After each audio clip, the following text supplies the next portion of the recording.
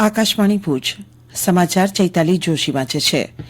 કેન્દ્રીય ચૂંટણી પંચે લોકસભાની ચૂંટણી પહેલા ગુજરાત સહિત 6 રાજ્યોના ગૃહ સચિવો અને પશ્ચિમ બંગાળના પોલીસ મહાનિદેશકની બદલી કરી છે. સૂત્રોના જણાવ્યા મુજબ ગુજરાત, ઉત્તર પ્રદેશ, બિહાર, ઝારખંડ, હિમાચલ પ્રદેશ અને ઉત્તરાખંડના ગૃહ સચિવોની બદલી કરાઈ છે. કૃષિ વિજ્ઞાન કલ્યાણ અને સહકાર વિભાગના અધિક મુખ્ય સચિવ A.K. રાકેશને ગુજરાતના અધિક ગૃહ સચિવનો વધારાનો અહેવાલ સોંપવામાં આવ્યો છે. સર્વોચ્ચ અદાલતે ઇલેક્ટોરલ બોન્ડના ખરીદદાર અને તેને મેળવનાર વ્યક્તિની માહિતી આપવા બોન્ડ નંબર સાથેની સંપૂર્ણ વિગતો અદાલતમાં આગામી 21મી માર્ચ સુધીમાં સાંજના 5 વાગ્યા સુધીમાં રજૂ કરવા સ્ટેટ બેંક ઓફ ઇન્ડિયાને આદેશ આપ્યો છે. મુખ્યમંત્રી વાય ચંદ્રચૂડના વડપણ હેઠળની 5 ન્યાયાધીશોની બંધારણીય બેન્ચે ભારપૂર્વક જણાવ્યું હતું કે સ્ટેટ બેન્કે બોન્ડની તમામ વિગતો જાહેર કરવી પડશે. પ્રધાનમંત્રી નરેન્દ્ર મોદીએ રશિયાના રાષ્ટ્રપ્રમુખ તરીકે ફરીથી ચૂંટાઈ આવવા બદલ વ્લાદિમીર પુતિનને અભિનંદન પાઠવ્યા છે. રશિયામાં યોજાયેલી ચૂંટણીમાં 88% મત મેળવીને વ્લાદિમીર પુતિન 5મી વખત રાષ્ટ્રપતિ બન્યા છે. સોશિયલ મીડિયા ઉપર પ્રધાનમંત્રીએ પુતિનના વડપણ હેઠળ રશિયા અને ભારત વચ્ચેનો સહકાર વધુ સુદૃઢ બનશે અને વર્ષોથી ચાલી આવતી બંને દેશો વચ્ચેની વ્યૂહાત્મક ભાગીદારી યથાવત રહેશે તેવો વિશ્વાસ વ્યક્ત કર્યો હતો. સંરક્ષણ મંત્રી રાજનાથસિંહે અમેરિકાના સંરક્ષણ મંત્રી લોઇડ ઓસ્ટિન સાથે ટેલિફોન પર દ્વિપક્ષીય મંત્રણા કરી છે. બંને અગ્રણીઓએ દ્વિપક્ષીય ઉપરાંત પ્રાદેશિક સલામતી અને સલામતી ક્ષેત્રમાં સહકાર વધારવા અંગે પણ ચર્ચા કરી છે. અમેરિકાના વિદેશમંત્રીએ હિન્દ મહાસાગર વિસ્તારમાં ભારતીય નૌકાદળના જવાનોએ ચાંચિયાઓ સામે કરેલી સફળ કાર્યવાહીની પણ પ્રશંસા કરી હતી.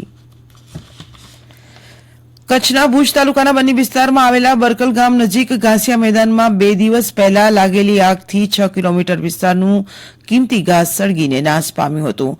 ઉપરાંત મોટી સંખ્યામાં જંગલી જીવજંતુઓ અને અસંખ્ય પક્ષીઓને પણ નુકસાન થયું હતું.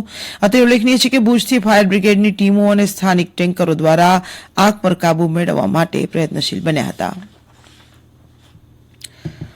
લોકસભાની સામાન્ય ચૂંટણીને લઈને જિલ્લા કલેક્ટર અમિત અરોરા દ્વારા લાઉડસ્પીકર જાહેરનામું બહાર પાડવામાં આવ્યું છે, જેમાં ગુજરાત પોલીસ અધિનિયમની કલમ 33(1) મુજબ રાજકીય પક્ષો, ઉમેદવારો, રાજકીય કાર્યકરો, સમર્થકોને નિયત મંચ સિવાય લાઉડસ્પીકરનો ઉપયોગ ન કરવા અને લાઉડસ્પીકરનો ઉપયોગ કરતા પહેલા સક્ષમ અધિકારીની મંજૂરી મેળવી લેવા જણાવાયું છે.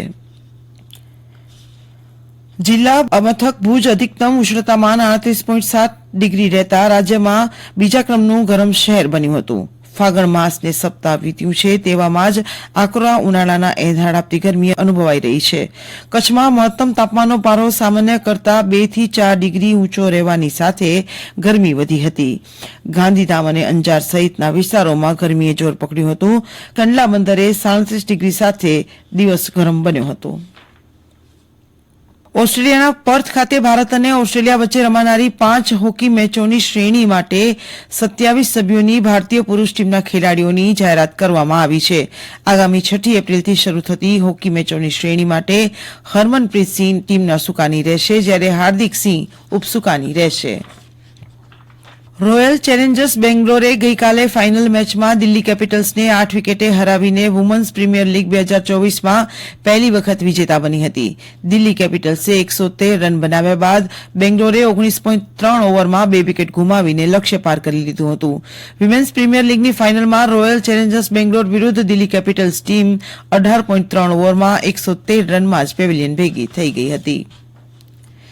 ઐતિહાસિક અંજાર શહેરમાં વર્ષો જૂની પરંપરા મુજબ ઇશાકચંદ્રના લગ્નોત્સવની ઉજવણીની તૈયારીઓ આરંભી દેવાઈ છે, જેના ભાગરૂપે વિધિવત રીતે માણેકસરનું રોકાણ પર કરાયું હતું. આ નિમિત્તે નગરમાં આસોપાલવના તોરણ, શાકભાજીના તોરણ બાંધવામાં આવે છે. શહેરની વર્ષો જૂની આ પરંપરા મુજબ 24મી માર્ચ હોળી તથા ધૂળેટી નિમિત્તે સાંજે ભીડ ચોકથી આ દોરનો પ્રારંભ થશે. ગંગાનાકા, લોહાર ચોક, મચ્છીપીટ, મોહનરાય, માણેકસ્તંભ પાસે લગ્નવિધિ યોજાશે. આકાશવાણી ભુજ પરથી સમાચાર પૂરા થયા.